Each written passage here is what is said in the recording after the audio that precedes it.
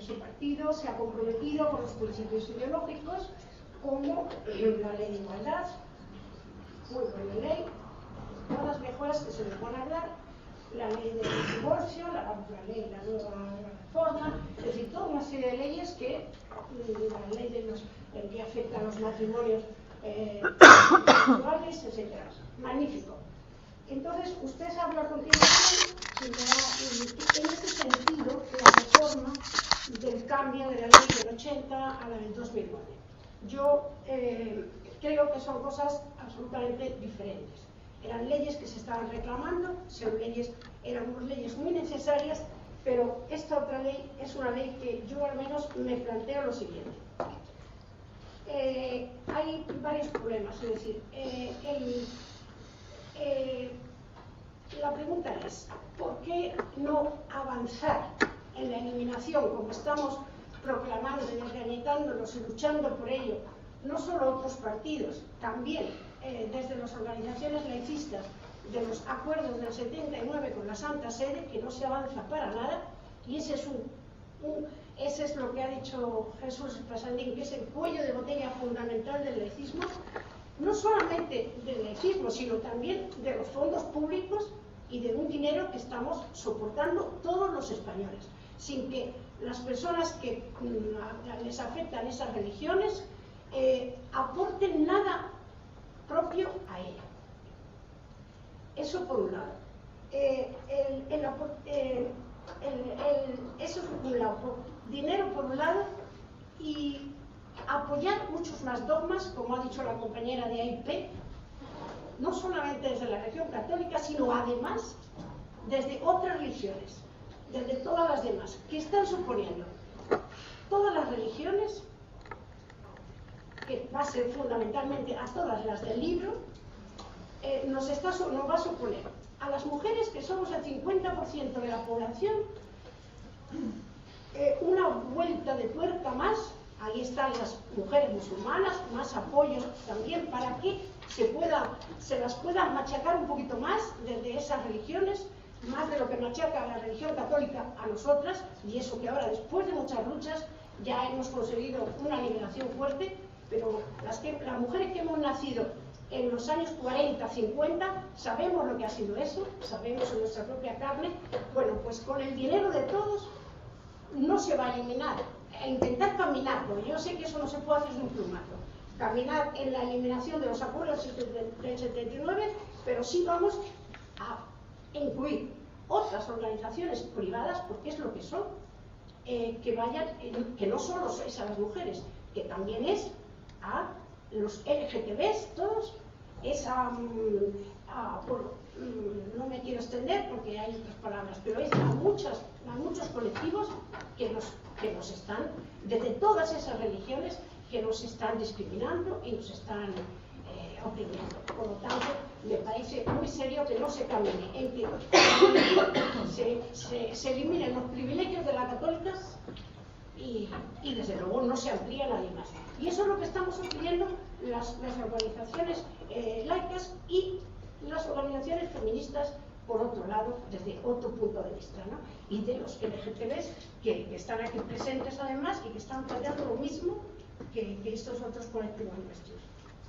Eso sí me gustaría que yo creo, no se avance en ese camino.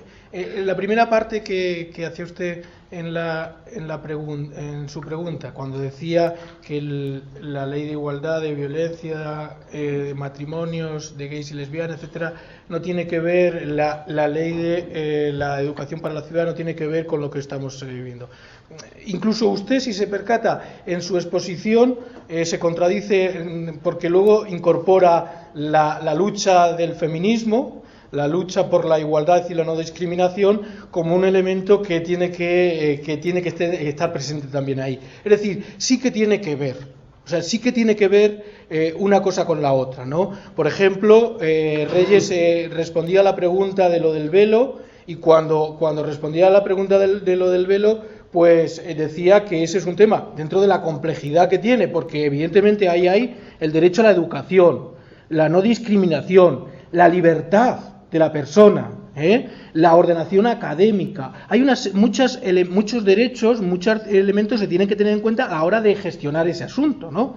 Y por lo tanto, ahí pues habría que solucionar ese asunto teniendo en cuenta todos esos elementos. Y todos esos elementos tienen que ver con cosas que estaba diciendo ahí. Lo primero, pues primero decir, aquello que es manifestación institucional no cabe. O sea, un crucifijo o cualquier elemento religioso que sea una expresión institucional en un espacio de un público no cabe. No cabe porque estamos en un estado laico. Por lo tanto, eso fuera.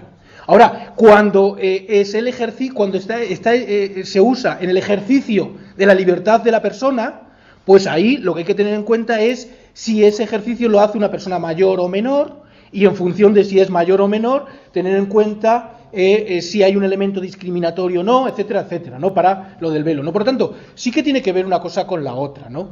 Yo creo que todo esto tiene que ver, todas estas leyes tienen que ver, aunque es otra cosa diferente, ¿no? Porque, claro, la ley de libertad religiosa va a la cuestión, digamos, de la relación del Estado con las confesiones religiosas. Y yo he dicho y mantengo que esa relación se ha de hacer sobre la base de la laicidad del Estado, primera cuestión.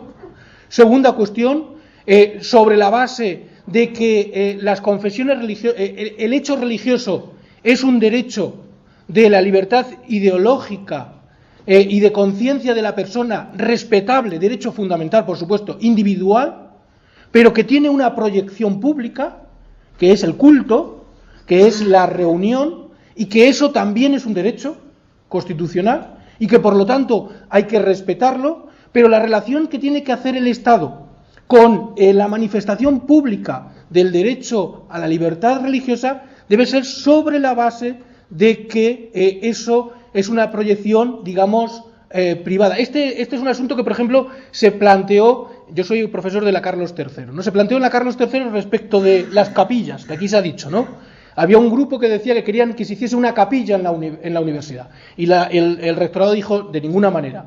Y hubo incluso una sentencia del Tribunal de Justicia, del Tribunal Superior de Justicia de la Comunidad de Madrid, que dijo no hace falta que haya eso, no hace falta no viene a cuenta el argumento de que hay gente religiosa que quiere poder asistir a una misa, porque hay una iglesia al lado.